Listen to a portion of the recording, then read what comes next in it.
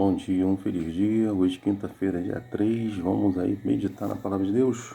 Hoje o título da lição é falando mudança de planos.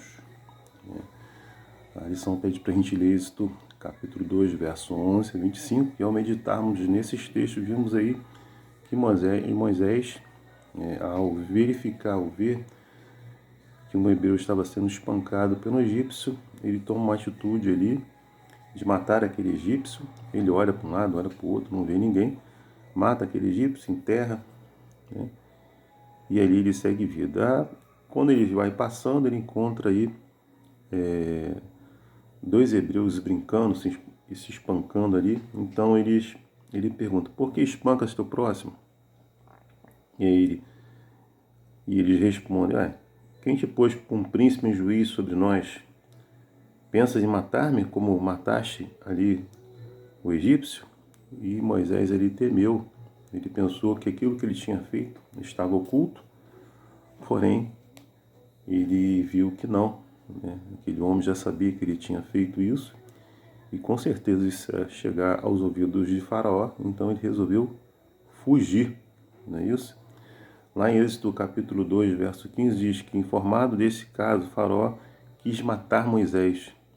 Porém, Moisés fugiu da presença de Faraó e foi morar na terra de Midian. Chegando lá, sentou-se junto a um poço. Então, Moisés fugiu, porque temeu, né, ser morto. É importante ressaltar que Deus tinha um plano para Moisés, não é isso? Tinha um propósito para a vida dele, para que ele pudesse libertar o povo da escravidão, lá do povo egípcio, né? Porém, não era dessa forma, nem dessa maneira que Deus iria fazer. Ele ia operar um milagre, assim como operou um milagre na sua vida, ele ia operar um milagre também para que ele pudesse fazer, né, com que o povo fosse liberto, né? Mas não dessa forma, né? Mas, como aconteceu isso? Deus, né, como diz lá na sua palavra em Romanos 8, 28, sabemos que todas as coisas cooperam para o bem daqueles que amam a Deus, daqueles que são chamados segundo o seu propósito. Então Deus tem um propósito, tinha um propósito para Moisés, tem um propósito para mim, para você, e ele pode mudar a rota, né, da sua vida para que você possa, né, cumprir o propósito que Deus tem para a sua vida, né? E em virtude disso que aconteceu, Deus, né, corrigiu aí a rota de Moisés, não é isso? Então nós vimos aí que após o assassinato, Moisés infelizmente não teve escolha, teve que partiu lá para Midian, não é isso? E aí os planos de ele ocupar aí o trono do Egito, e se tornasse aí um deus, esses planos foram rapidamente destruídos devido ao que tinha acontecido. E aí, em vez de ele se tornar aí um falso deus, Moisés serviria ao único Deus verdadeiro, não é isso? Só que Moisés não tinha a ideia de que o futuro reservava para ele. Bom, nós vimos que Moisés, até os 12 anos, né, onde você se cria ali o seu caráter, ele foi educado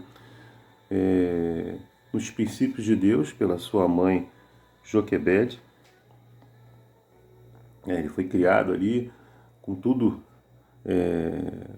a respeito de Deus ali, né? Os seus primeiros ensinamentos foi isso, a palavra de Deus disse. Até os 12 anos ele ficou ali com a sua mãe e tudo foi ensinado conforme as coisas de Deus, na vontade de Deus, né? E dos 12 anos para frente ele foi educado ali pelas culturas, né?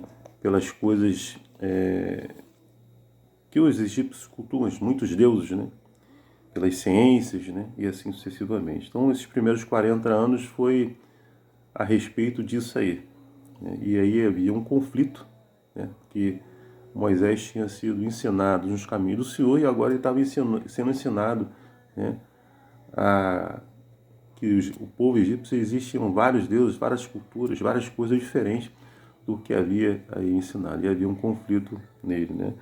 Mas ele viveu esses 40 anos aí, né, aprendendo sobre a cultura, né, dos egípcios, não é isso?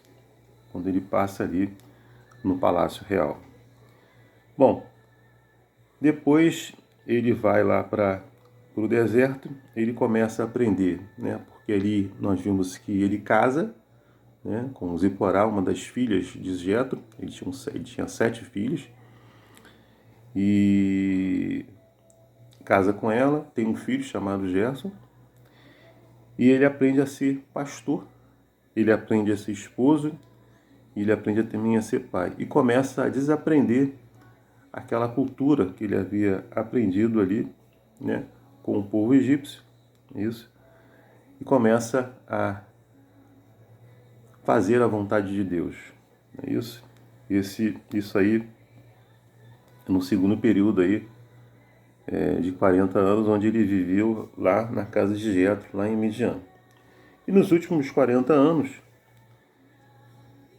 é relatado que ele começa ali, né, a história do chamado inicial de Israel, né, para testemunhar um mundo que estava mergulhado na idolatria, né? Então ele começa a colocar em prática ali, a guiar, a liderar e a libertar o povo de Deus. Ou seja, para fazer aquilo que Deus o havia chamado, que era o propósito de Deus, de libertar o povo da escravidão.